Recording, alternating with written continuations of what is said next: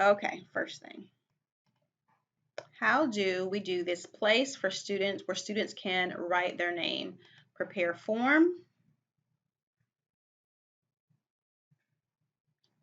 All right, it's going to scan your form. So what I'm going to do is just do a text field for name. Drop it right there. Field name. I always like to be specific with my field names. So over here on the right side, I can easily distinguish what each of my fields are. Notice if I right click on it and choose properties, it had that option for required. So if you want to mark that required, you can do that. I'm not going to do required until the very end because I preview. I do one and then I preview it. I do one and then I preview it. All right, so the first thing up is how do we add a text field here where students can enter their name? That's here, this icon with the T and the cursor beside it. It gives you a box for you to just drop. Field name, I'm gonna name it student name, and I always like to name mine just because over here on the right, especially if you're adding a lot of boxes, it can get kind of cluttered, so you want to know exactly what each one is without having to go back and click on it. You have required field here. That's a great option, especially if you're using this for parents or student assignments. I'm not going to do that right now. All right. Tool tip. When I click, so I clicked on properties right there. What do you want it to say when a person hovers over it? When they put their mouse across this, enter student name if you want to. All right. And again, here is where you can click required, close. Class. For that, I'm going to use a drop down menu, which is this option here, drop down list. I'm going to call the period name class period. Again, I can mark it required if I want to. All properties, my tooltip, enter, well, it's a drop down. Say select class period. And then also under here, you're going to go to the options tab. You're going to click right here where it says item. These are your class periods. So I'm going to say first period and then add. Second period and then add. You're adding the items that you want to be in the drop down. Third period, and you get the picture. There we go. And what else can I add? That's it for that one. Okay, let's preview that. I have a place where I can write my name.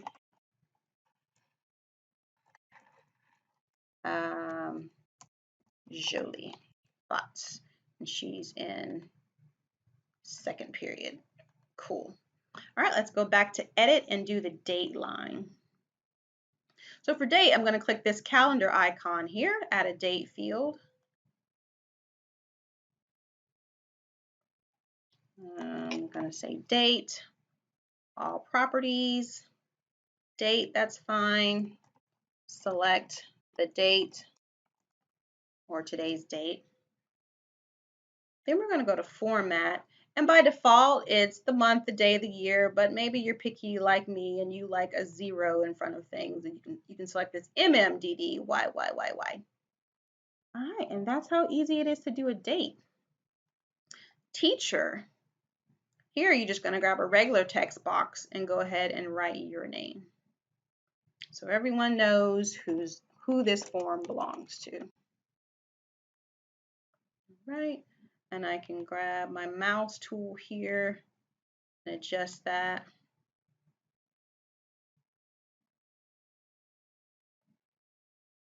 All right, next we're ready to add boxes here so that the students can type in their own text. So for I read, we're going to go to text field here again, put it there. And since there's 6 boxes on this page, I'm going to call this box the name of the text field, which is I read. I'm going to start in appearance, and maybe you want to do a border color just so they know that there's an actual box there. Maybe you want to do a fill color if you want.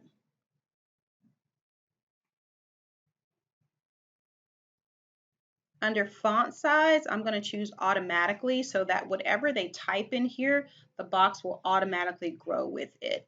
And then one more thing to check is multi-line so that they can write multiple lines. All right, and close that.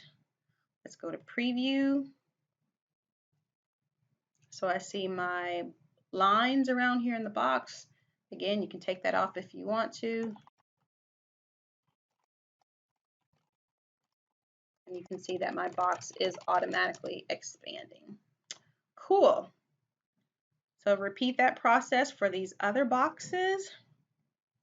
And then how about these radial buttons right here? I think the book was, how do students select this?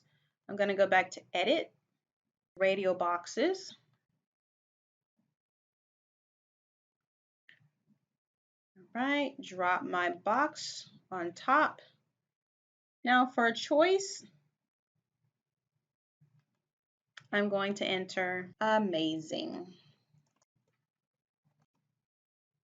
In the group, I'm just going to say select one.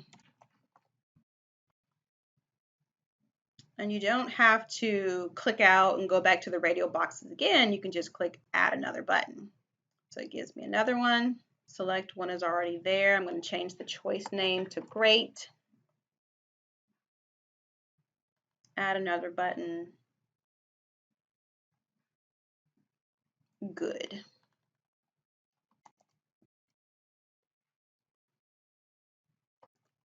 All right, you get the picture. Let's go to preview.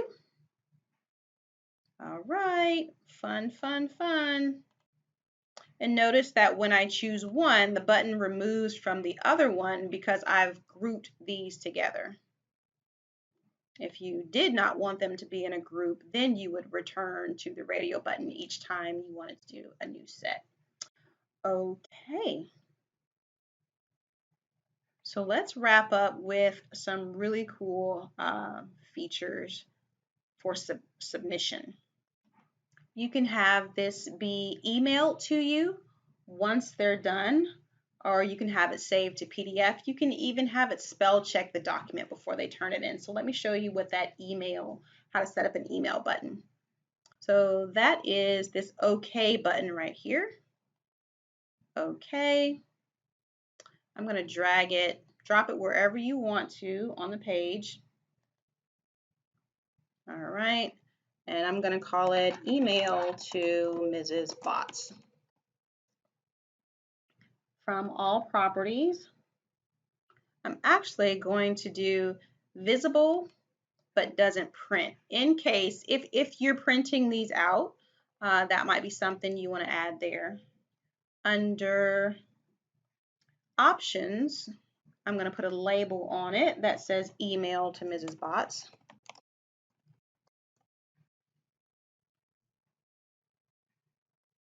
Now notice here that it doesn't fit, the text doesn't fit on the box. So what you can do is go back to properties and under appearance, choose auto. Now I see that my text fits inside of my box. And one more thing I'm going to do, going back to properties, actions. Now I want to, under select an action, we're going to do submit a form here at the bottom. Click add and enter a URL. Where do you want this to go? We want it to mail to : Danica Botts at esc4.net. And I also want to go a step further by automatically putting in the subject line what this is going to be. So to do that, you do subject equals book review. And then by default, it has PDF, FDF included here, but I'm going to switch it to PDF and click OK and click close. Now let's test that. Email, clicking the email to Mrs. Bots button, and I should get my Outlook opening. Yes, my email is already there and the subject line I want, so that you don't have a million different emails and you're having to open it up, not sure what it is. The title is already there and the PDF is there too. If you want, you can leave that email field blank so that just by default it'll open up the student's email. You don't have to put anything here in mail to. It'll just open up their email and they get to decide where to email it to. All right, so the next thing I want to show you is how to save this to a PDF. Give the students one button so that they can automatically save it to a PDF. So I'm going to go back to my OK button here, drag and drop it, because let's say I'm not having them email it to me, they're going to turn it into their LMS. So for field name, I'll say save to PDF. All properties. Again, you can do the general tab, visible but doesn't print if you want to. You can go to options right here and say save to PDF. Oh, I forgot to do the tooltip. General, save to PDF. Options, we got the label there, but notice again that it's not really filling the space well, so we can go to appearance, font size, auto, and here under actions is where we're going to leave it as select trigger mouse up, but we're going to switch it from submit a form to execute a menu item and click add. Which menu item do you want to do? File, save as, and click close. So now when they click that button, they'll be prompted to save it as a PDF. Let's see, and one more just for fun. Oh, actually, I show you two. I'll show you. They're under the same menu, so if you're interested, you can go back. Let's do reset. All properties, options, label, reset. Let's just say they've messed it up royally and you want it to just start from fresh, wipe the page clean. Hopefully that doesn't happen. Here, properties, actions, select action. We're going to choose reset a form. Add, click the add button. Now, which fields here do you want it to reset? Leave off date. I guess it would be all of the ones that you made here. Anyway, click OK and close.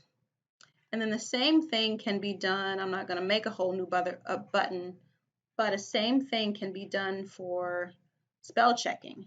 Execute a menu item, add, and then spell checking is right here. Edit, check spelling. All right. Okay, so let's preview. We got a reset button that took away everything I had there. If I click save to PDF, I get prompted to save it. I got my email button, my radial buttons, my date, choose today's date, my name,